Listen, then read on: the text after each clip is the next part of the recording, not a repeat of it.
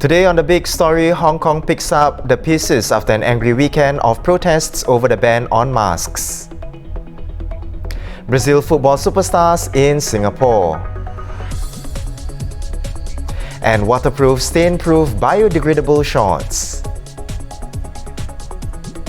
A very good evening and welcome to The Big Story. I'm Haryanto coming to you live from the Straits Times newsroom. Now, the weekend saw angry protesters rampaging Hong Kong over the face mask ban that was enacted under emergency powers by Chief Executive Carrie Lam. Immediately after the ban was announced on Friday, thousands still dressed in their office attire took to the streets en masse in protest of the restriction that was going to come into effect at midnight. What shocked everyone later that evening was the closure of the entire rail system late on Friday night, which stranded commuters all over the city. On Saturday, Hong Kong was eerily quiet because shops were closed along with the entire rail network. When a major supermarket chain and 7-Eleven said they would be closing early, it triggered many to panic buy their groceries, cleaning out shelves and leading to long queues at supermarkets. So yesterday, despite a heavy downpour and most of the train system still down, tens of thousands marched with umbrellas in what began as largely peaceful rallies. But some started building barricades while others tossed rocks into police headquarters. It prompted police to respond with tear gas and baton charges, and dozens were arrested, with 30 injured at the end of yesterday's activities. We are now joined by Elizabeth Law, live from Hong Kong. Hi, Liz. Hi. Hi, so Hi, nice Jan. to see you. Yeah, the last time you were here in the studio with us. And now you're Yes. in Hong Kong, yeah? Now, hi Lisa, thank you so much for that thorough report on the tumultuous weekend. And certainly, Liz, if you could tell us what's the situation there like right now? Have operations resumed normally? Right, Jan. So today is a public holiday here in Hong Kong, which means that people aren't going to work. There are no schools. But the problem is that even though the rail network is coming back up, only 39 of their total 93 stations are open today. So quite a lot of them are still under repair. The MTR network, of course, says that this is because their stations have been targeted and they are running out of parts to replace that have been damaged during this entire series of events. That aside, people are generally coming out. You go to the supermarkets, you see the shelves have been restocked. That looks pretty normal around the neighborhood where I am, which is near to Causeway Bay. In supermarkets, in grocery shops, people are just trying to get about their normal daily lives. The only exception to this is that since MTR stations in main parts of Hong Kong, which is in the CBD area and around protest sites, most of these stations are still shut. So you see a lot more people queuing for buses and things like that. But of course, today, because the MTR says that they were shut at 6 p.m. so that they will have enough time to conduct repair works. A concept I think Singaporeans are quite familiar with, and the trains having to conduct repair works. Yeah. What we have seen is that supermarkets and 7-Elevens again are shutting early because they said that they need to give their staff enough time to get back home. So schools tomorrow have been given a directive from the Education Bureau to say that, look, it's up because there might be transport that will be affected in the morning. So it's up to you what you want to do for your students at starting time. Yeah, and on that note as well, Liz, let's focus on the business side of it. How are businesses coping really? There have been reports even saying that, businesses are looking to move out of Hong Kong if this unrest continues. Well, this is something that people have been talking about. And firstly, I think we need to take a little step back. That this year, people were saying that Hong Kong is already prepped not to do that well because of this ongoing trade war between the US and China. And Hong Kong obviously is quite dependent on the Chinese economy. And then the protest started. But at the time, you see that businesses was still kind of confident that things would continue as per normal. But because as long as you could roughly predict when and where these protests were going to be, you could make alternative arrangements. But I think a turning point was when they started targeting the airport, and the protests started getting a lot more wildcat, which means that they were showing up in different parts of the city, and it got a bit unpredictable, as well as the fact that the violence was now going up. So I think that got a lot of people really worried, and they were now cancelling events, cancelling conferences, and so that is when people start getting worried. And Hong Kong is quite dependent on tourism, and the fact that 80% of their tourists come from the mainland, and mainland is obviously staying away. That has been a big impact. But to go back to your question about businesses and whether or not they are moving out, well, I've spoken to a few observers, political watchers, and Hong Kong watchers, and they all, the opinion is divided. Some obviously say, and I've said this here many times as well, that Hong Kong plays a very special role in the region with mainland China as well, because of its proximity, because of its historical ties, but at the same time, the fact that this is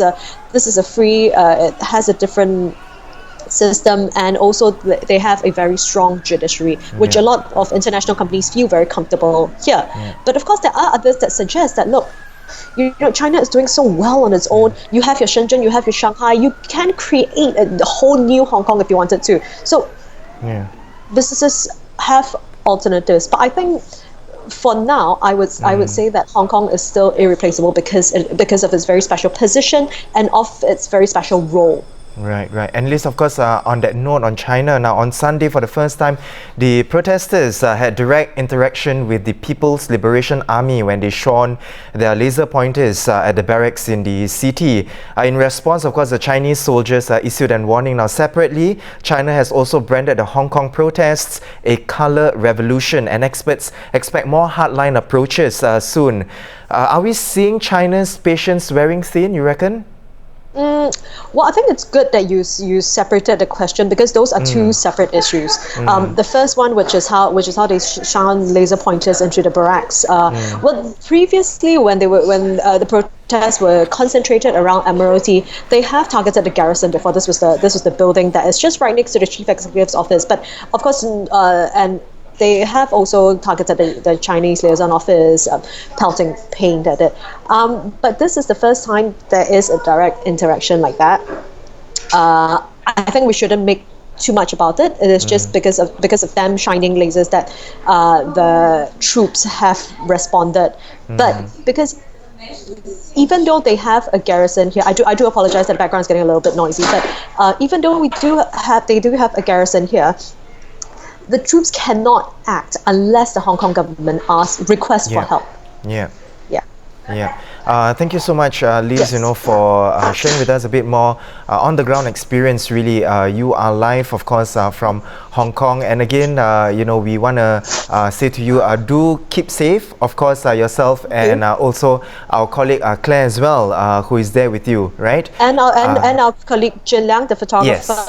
And the photographer as well. So all three of you, please keep yourself safe. Again, for those of you who are watching, if you want to keep yourself updated with the Hong Kong protests, you can follow Liz as well as Claire, our two colleagues who are there, on their Twitter accounts. Now, on that note as well, do check out our interactive graphics on the Hong Kong protests. Now, one of the interactive graphics outlines the key moments in the 4-month-long protests, while the other highlights how the protests have not only rocked Hong Kong, but also torn families apart. Now, there's also a video of how a Hong Konger's views have caused a rift between her and her youngest son.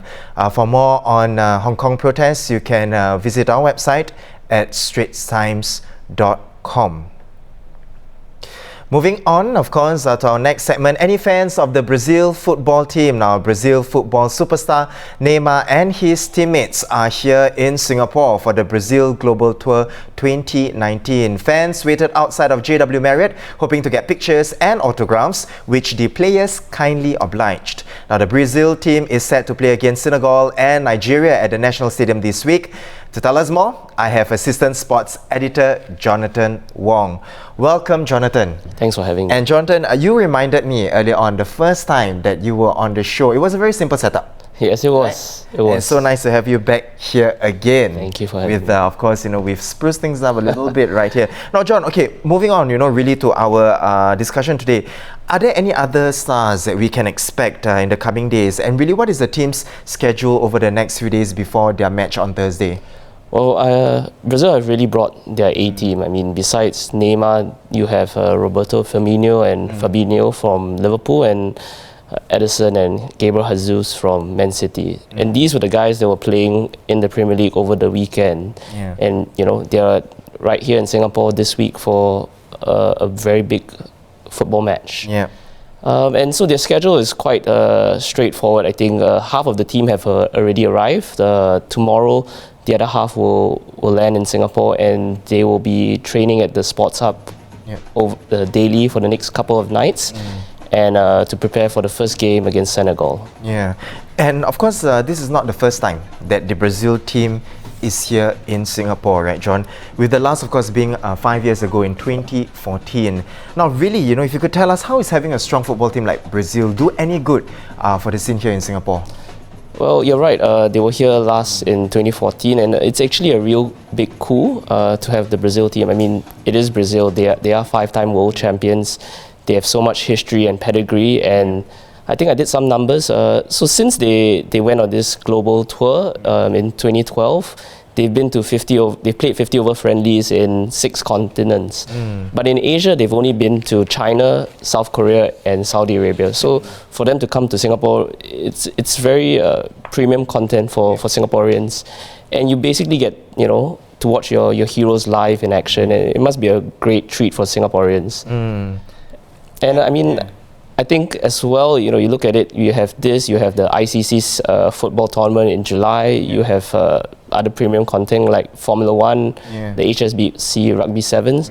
So there is a lot of premium sporting events that happen here, and that just only helps in terms of branding for Singapore to a global audience. Right. And John, are you going to be going down to watch the match this Thursday? Yeah, definitely. I mean, if I can get tickets, I'm definitely will be heading down.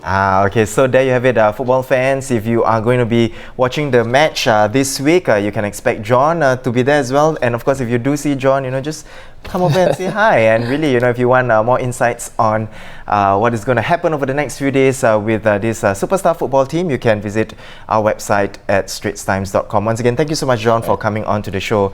Now, on to our third segment. In hot, sunny Singapore, the best way to beat the heat when you're out and about is to have on shorts. But sometimes, really, even with shorts on, the humidity is inescapable.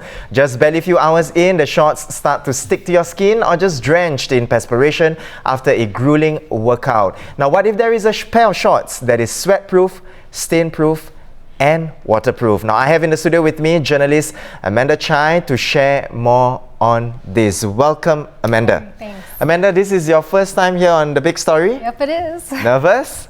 Yep, you can tell. Okay, don't be, okay? Alright. We're going to have a good time here. Now, so, Amanda, you have the shorts with you right now, right? And we need to put these shorts to the test. Sure. Okay, so what I have here prepared, this is the first time on TBS also that we are doing show and tell, exactly. Okay, so I have a container of water right here. We're going to put the shorts to the test. Okay, we're going to see how it repels water. Okay, to test whether does it really is waterproof. Okay, let's go. Ready? Go. Easy? There you go. Okay. Yeah. So it really does not absorb water, and the water just slides through. Exactly. Yeah. So I think polyester is typically considered pretty water resistant, but what makes this pair waterproof is like this added nanotech on the fibers of the shorts. Yeah. And Amanda, you know, in your story, you wore the shorts. I did for 5 days. Yeah. Tell us more about that. How has the experience been like? Not too bad actually. So, like from a fashion front, it was quite fun, you know, getting to experiment with like how to style up the shorts for an entire week. And you know, these are men's shorts, so I had to work around that. But they're actually a pretty sturdy fabric, so not too casual, even though, you know, they're shorts. Yeah. Some of my colleagues actually joked, you know, how I might be kind of smelly at the end of 1 week. But actually, yeah, there was 0 odor at the end of the 5 days. Okay. So I think it's because the inner material is made of tencel, which is, it doesn't absorb moisture, and so it kind of doesn't trap odor and bacteria. Yeah, yeah. And oh, sorry. I think the best part about the shorts is like the peace of mind that you get. Yeah. Because then by the 3rd day, I didn't even care whether I was eating or drinking something messy. So Because if it does splash it just on you, rolls right off. Rolls right off, or you just wipe it off with dry tissue. Yeah. And you know, Amanda, if you could tell us, right, what is the inspiration behind these shorts? Who really is the target audience? So you mentioned that it is a men's cut. Yes, men's cut. So it was actually a dog that inspired these shorts. Oh, okay. Yeah, so the founder, Nicholas, he has a golden retriever called Andy that he Yeah. always brings to beach clubs. Yeah. One day he saw that Andy's fur coat repelled, it dried really quickly. So it turns out that certain dog breeds have double coats Right. to insulate them and also repel dirt. Yeah. So the mechanics behind the shorts are supposed to mimic that. With the inner layer is tencel Yep. to keep it comfortable. The outer layer is polyester and spandex to make Yep. it like waterproof and Yep. stretchy. And they kind of designed it in mind for guys who find knee-length shorts too long. Yeah. So like for these shorts, you can actually even like fold them up To make it to make it even shorter. shorter. Yeah, Okay. cuff them. Oh, and then So the cute. little, there's a Yeah. little print. I don't know whether you guys can see, the short. but there's a little print right here, and I think that is the dog, It's right? a dog and a Yeah. and a guy. So the brand is called Man's Best Friend. Okay, Yeah. so the one in front here is the dog as well. And you know, Amanda, these shorts, they are prototype. Are there plans, to improve on it? Tell us more about that. I think they've more or less nailed down the fabrics and the technology. So right now they're focusing on producing it in black and white. Okay. But I have heard that they're working on a women's cut. So that might be quite exciting for ladies who want a fuss-free option. You reckon you're going to get a pair for yourself once the ladies' cut is out? Maybe I might get the white one to test how truly stain-proof it is. Yeah, that is true. That is true. Okay, so at the end of it, you can see right here, we've kind of soaked the shorts a little bit. It is still waterproof. Yeah, it's like, so you just wring it dry. Just wring it dry. And there you have it. Voila. It's dry. All right, thank you so much, Amanda, for coming on to the show. It was not that bad, right? Your first time? Yeah, I guess. Okay. And you get to do a show and tell as well. Indeed, so fun. Yeah. So again, thank you so much, Amanda, for coming on to the show. Now, really, for those of you who are interested to get this pair of shorts, do read Amanda's article that is on straitstimes.com. And who knows, for the ladies out there, if this is something that you fancy in the future, there might be a ladies' cut as well, like what Amanda mentioned. Yeah? Thank you so much, Amanda. Now, again, earlier on, we spoke to our correspondent, Liz, who is in Hong Kong, to really tell us the on-the-ground sentiments of what is happening in Hong Kong following the weekend that is with the face mask ban has been enacted. And then we spoke to John, who told us a bit more about the football superstars who are here in town. And then we had a show and tell with Amanda to tell us and show to us, really put the waterproof shorts to test, and really those shorts are really waterproof. Now, those were our top stories for the day. For more news and videos, do log on to our website, that is straitstimes.com. Once again, I'm Haryanto. Thanks for tuning in. Tune in tomorrow, same time, for more stories on The Big Story.